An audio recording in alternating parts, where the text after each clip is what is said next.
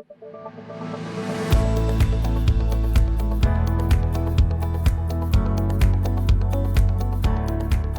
was hit by a drunk driver.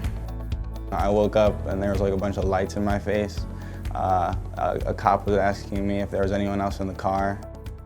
You take one step at a time. For Jaelen, when he first came in, the first step is stop the bleeding. And he was dying as we were all looking at him. And so he has a team that went to work. He had an interventional radiologist that was able to stop the bleeding. He had trauma doctors that were able to get him healthy enough where I could get him to the OR and start working on all of this.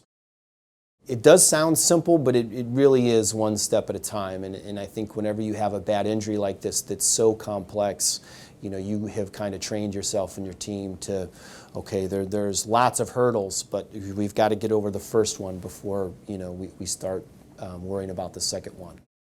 I had to take it as like a one day, one step at a time, and it was tough, but I got through it. I loved all my therapists, definitely. Like, that's why I want to be a therapist. I felt like I had a connection with all my therapists. When you see somebody, you know, like Jaelen and his family, who really they're all patients. They've all been through just an absolutely, you know, horrific experience. Go through something like that and endure, you know, a very long hospitalization, multiple surgeries, setbacks, and come out, you know, on top of things and really doing as well as they are. You know, that in itself is rewarding.